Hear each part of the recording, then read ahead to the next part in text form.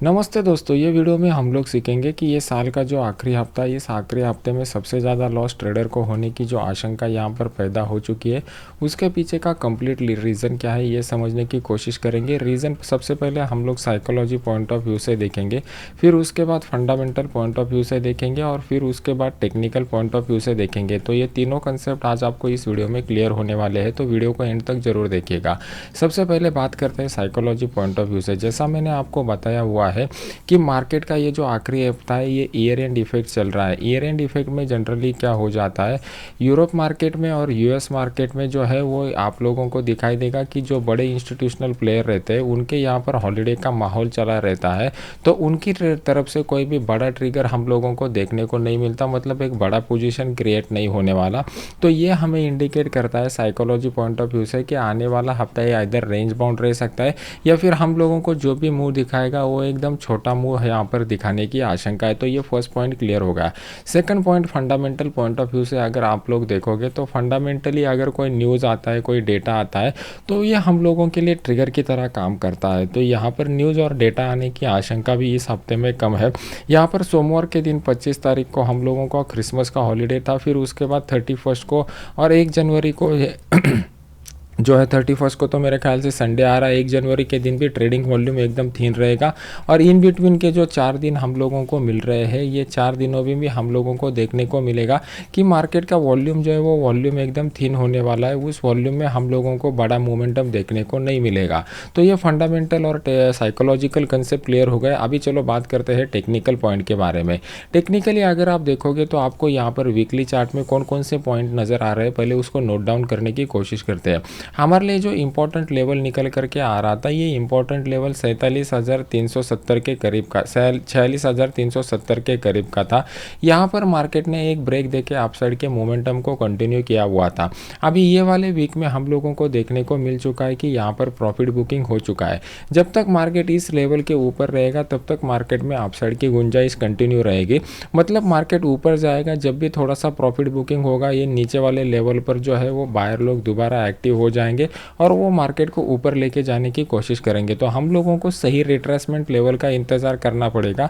जब भी मार्केट एक इंपॉर्टेंट सपोर्ट लेवल के करीब आ जाएगा जहां पर हम लोगों को price action plus open interest का डेटा कंफर्मेशन देगा, अगर उस लेवल के करीब हम लोग बाय करने की कोशिश करते हैं तो वो हमारे लिए बेस्ट अपॉर्चुनिटी बन के सामने आ जाएगा। अभी डेली चार्ट में हम लोगों को कौन कौन से क्लू मिल रहा है इसको समझने की कोशिश करते हैं। डेली चार्ट में अगर आप देखोगे तो मार्केट ने यहाँ पर एक कंसोलिडेशन का जोन बनाया हुआ था। इस कंसोलिडेशन के ब्रेकआउट के बाद मार्केट ऊपर की साइड में सस्टेन नहीं हो पा रहा है और दोबारा एक कंसोलिडेशन का जोन बना रहा है। अगर आप देखोगे तो मार्केट एक अपसाइड के जोन में चल रहा था।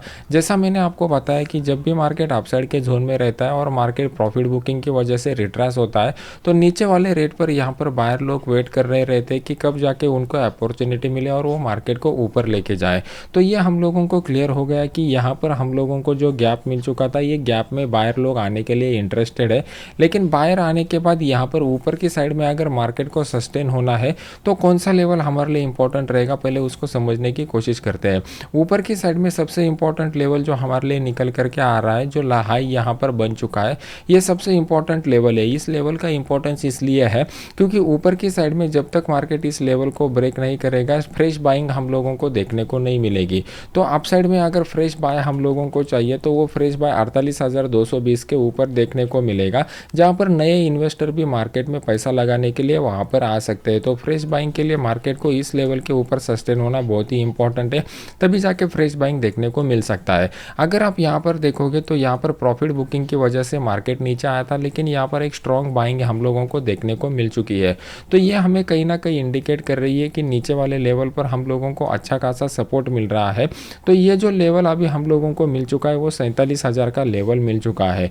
तो आप देखोगे तो नीचे की साइड में ये जो 47,000 का लेवल है, ये एज ए इंपॉर्टेंट सपोर्ट की तरह काम करेगा। एग्जैक्ट फिगर 46,920 के करीब का आ रहा है।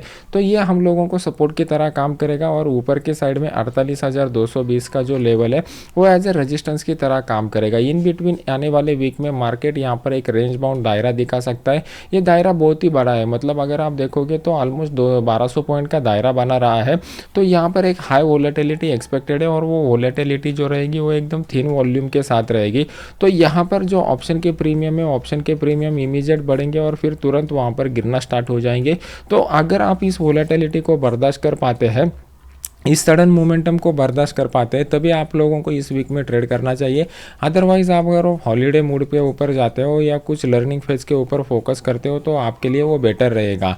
अभी मंडे के दिन जो भी मार्केट क्लोज थे उसकी वजह से एक बड़ा गैप ऑफ ओपनिंग हम लोगों को ट्यूसडे के दिन मतलब कल के दिन देखने को नहीं मिलने वाला। तो हमें यहाँ पर देखना पड़ेगा कि इंट्राडे में बेस्ट अपॉर्चुनिटी वाला लेवल कौन सा निकल करके आ रहा है। लास्ट वीडियो में हम लोगों ने डिस्कस किया हुआ था कि यहाँ से एक स्ट्रॉन्ग बाइंग स्टार्ट हो चुकी है, तो दोबारा मार्केट यहाँ पर जाएगा तो एक अपसाइड का मोमेंटम देखने को मिल सकता है। अभी इस वाले जोन को ऑलरेडी मार्केट ने 2-3 बार टच किया हुआ है। तो कल के दिन अगर मार्केट 47,416 के नीचे आ जाता है तो मार्केट में एक डाउन मोमेंटम पॉसिबल है। ये डाउन मोमेंटम का नीचे की साइड का बड़ा टारगेट जो निकल करके आ रहा है वो ऑलमोस्ट 47,000 के करीब का आ रहा है। तो ऑल्सो एक 350 से 400 पॉइंट का डाउन साइड का मोमेंटम यहाँ पर देखने को मिल सकता है। मार्केट अगर बड़े गैप अप के साथ खुलता है तो बड़े गैप अप के साथ खुलने के बाद ऊपर की साइड में हम लोगों को जो इमीडिएट रेजिस्टेंस देखने को मिल रहा है वो 47,740 के लेवल का मिल रहा है। यहाँ से मार्केट एक रिवर्सल वाला मोमेंटम दिखा सकता है, क्योंकि क्लोजिंग के टाइम यहाँ पर हम लोगों को थोड़ा सेलिंग का पोजीशन बनता हुआ दिखाई दे रहा है। फिलहाल के लिए डे चार्ट के ऊपर अगर मार्केट रेंज बाउंड जोन में चल रहा है तो उस केस में हम लोगों को ट्रेंड लाइन ड्रॉ करने की ज़रूरत नहीं है, क्योंकि मार्केट ने ऑलरेडी एक अच्छा रेजिस्टेंस लेवल, अच्छा सपोर्ट लेवल दे दिया है। इन बिटवीन भी हम लोगों को अच्छे लेवल मिल रहे हैं। तो यहाँ पर जानबूझ के इस तरीके का कोई ट्रेंड लाइन या फिर इस तरीके का कोई ट्रेंड लाइन अगर आप ड्रॉ करोगे तो ये वर्क नहीं होने वाला। आप इसको लाइव मार्केट में टेस्ट करके देख सकते हो। कल के वीडियो में मैंने आपको निफ्टी के बारे में बता दिया था, आज के वीडियो में मैंने बैंक निफ्टी के बारे में आपको बता दिया। लाइव मार्केट में अगर कुछ मुझे अच्छा अपडेट मिल जाता है तो मैं अपने फ्री वाले टेलीग्राम चैनल में आपको अपडेट कर दूंगा, जिसका लिंक वीडियो के नीचे डिस्क्रिप्शन बॉक्स में मैंने डाला हुआ है। वीडियो आपको अच्छा लग रहा है तो इसको लाइक कीजिए और अपने यूट्यूब चैनल को सब्सक्राइब करके बेल आइकॉन का बटन दबा दीजिए। मिलते हैं नेक्स्ट एजुकेशनल वीडियो में। Thank you very much.